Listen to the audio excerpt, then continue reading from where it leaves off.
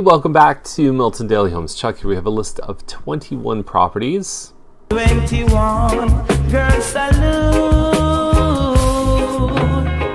And I wanted to tell you about the Milton buyer class, which is coming up in just over 2 weeks. So not this Saturday or the next one, but the one after, March 28th in the afternoon. We're doing the buyer class. All the information is at miltonbuyerclass.com. The last session we had to turn people away. It was full, so it's probably going to fill up fast.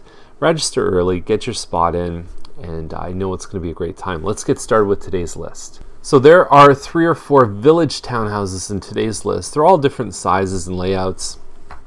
What constitutes a village townhouse? It's a Mattamy-built home. It's got a garage. It's 3 stories, and it doesn't have a backyard. It has a balcony plus a front yard.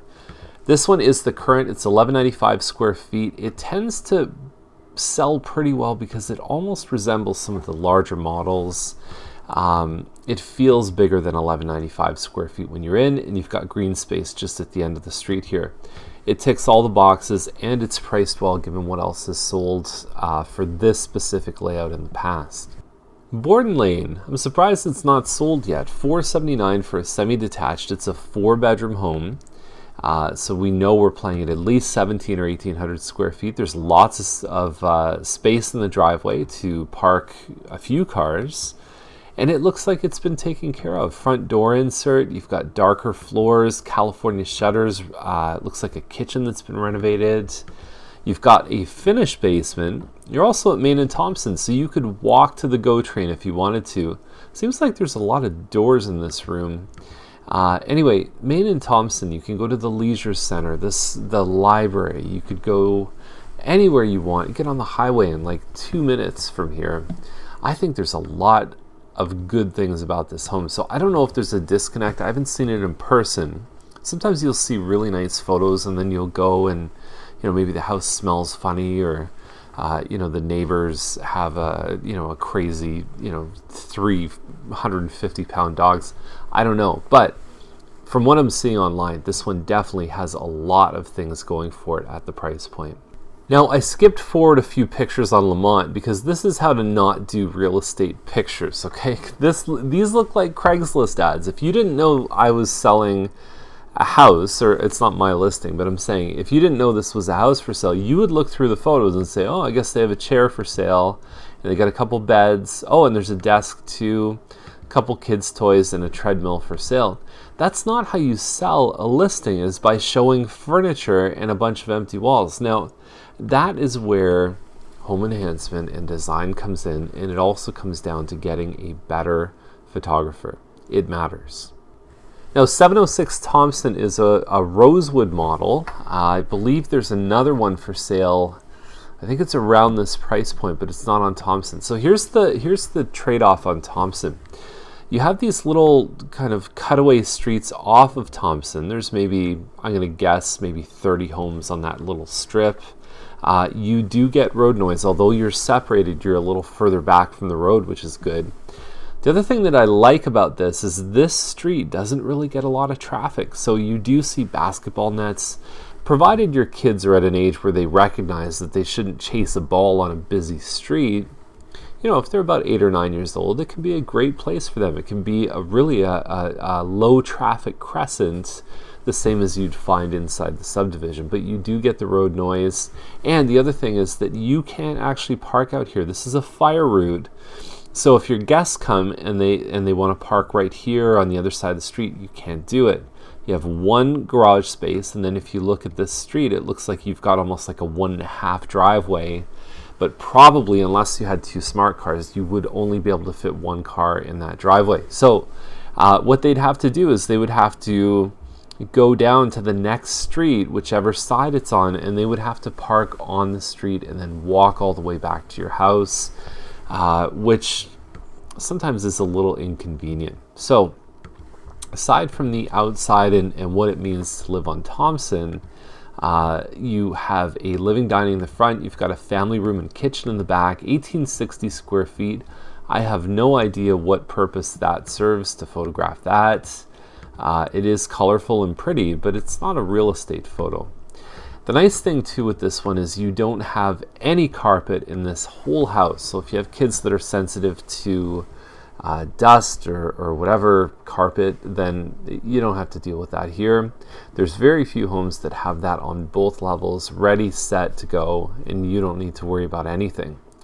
So $494,900, it's quite possible. The model just above this one has sold numerous times in 2015 for over $500,000. Now, step one to a successful listing is spell your street correctly. We have Gantway, which, as I am guessing, it's Grantway. It's a townhouse, and what I like about this townhouse is it's big. It's like 2,100 square feet plus a finished basement. That's a lot of finished space for $499, and it doesn't feel like a townhouse when you come inside. It actually feels much larger.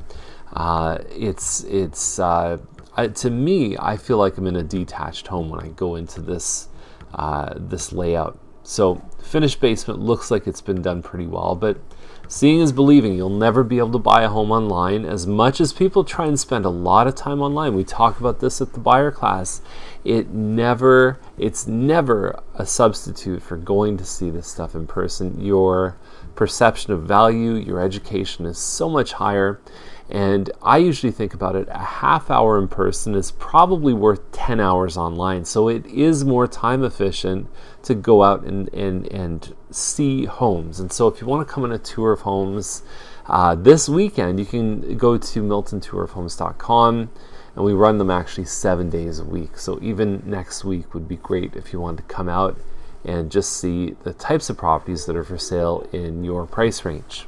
Now, I think the hashtag for today is freaking Good Friday, because this is a really, really, really, really good price on this one on Glee. $529 for a 2127 square foot 4-bedroom detached home. There's a tenant. Guess what? It's not looking great. The photos are terrible, but and it's unfortunate because some people will make their decision just based on that. Well, I don't like the photos. Well, guess what? This model has sold for up to $580 before, maybe with some better finishes. But if you can take something like this, a diamond in the rough, and clear it up and make it look pretty, you're going to be smiling at the end of the day. It's only a 30-foot wide lot. Mattamy has gone from 36 feet all the way down to 30 feet. So you do lose some of that space for width, and it feels a little more long and narrow. Anyway, awesome deal. Freaking Good Friday, Dice Way, 609. Some context. This same model, now it's the same size of the box, but 4-bedroom. This one is 3-bedroom plus a loft upstairs. The only difference is a wall. Just sold last night over $650. Same model. 609. That's $40,000 difference. That is insane. Hardwood floors, nice finishes, all the stuff that people like. Pendant lights, you've got upgraded countertops, you've got decent looking cupboards. It's clean, it's tidy, it presents well. California shutters. It's a bit of a kind of non-traditional layout with the stairs in the back, but I really like it. I've been in this model before. It's a cool model. This is an amazing deal. Now, I really like the layout on 771 Philbrook. It's called a Mannington Corner. The upstairs is awesome because in addition to the 4 bedrooms, there's like this little loft area, this little gathering place, which is a nice little spot for kids to watch television or, play video games or do homework or whatever kids do these days. You're right across from a park. The views of the escarpment are outstanding. You have this nice wraparound porch. Yeah, this is a nice one. I mean, the cabinets, you tend to do better if you're a lighter cream white colored kitchen, or if you're a dark kitchen these days. But it all comes together well. I think the paint colors, you've got a separate dining room, plus you've got a living room here, so it's a good spot for a home office. When you peel off the living dining and make them separate, you're able to do more things with those rooms. So lots of shots of the main floor. It'd be nice to show like one of the upstairs, but that's what it is. So yeah, there's your porch there. across from something excellent. Philbrook is a little bit busier, but for the views on this one and the layout, I give it a thumbs up. 422 Cedar Hedge. There's 2 homes in today's list on Cedar Hedge. This is the more expensive one. 2 things I want to point out in the comments. Number 1, modern as tomorrow. What does that even mean? That makes no sense to me at all. The second thing is it's below the builder's price. That comment means absolutely nothing to me because builder prices have nothing to do with the resale market. The resale market is based on comparative value. What if homes of this size in this neighborhood, hopefully with these finishes, sold for in the last 90 days or whatever that number may be? It's not based on the builder's cost to sell, their margins. And the other thing is that you are paying more in closing costs to a builder. You're also not guaranteed that the value is going to be there when you close, because in a 90-day window, the market can only change so much. But if you're looking at a year, year and a half, 2 years delay between when you buy it and when you move in, we have seen that there have been times, even in the last 10 years, where the market has been lower on closing day than when you bought it. So you bought the home for let's say $850, it's worth $800,000. What a lot of people don't know is you even have to pitch in the $50,000 because the bank is only going to lend you on today's value, not what you paid. So these are all risks with new homes, is that you don't know what it's worth whenever it's time to move in.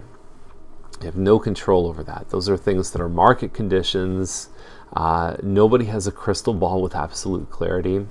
So risk can go the other way. It can be worth more when you move in, and that's fine too, but you just need to look at it as having a yin and a yang side. And the bottom line is, once it hits resale, it doesn't matter what you paid from the builder. It matters how it compares to other homes that have sold. So that is the list. Freaking Good Friday. It's a very strong list. Couple deals here that I don't think will last very long. Really, really, really strong contenders for even homes of the month so far. Have a great weekend. If you want to see anything in today's list, reach out to us, give us a call. You can come on a tour of homes, which is 7 days a week, Milton Tour of Homes, or you can go over to that side there and just click the link, and then the buyer class, and that's also on this side too, and that happens in 2 weeks. Have a great weekend. We'll see you back here on Monday.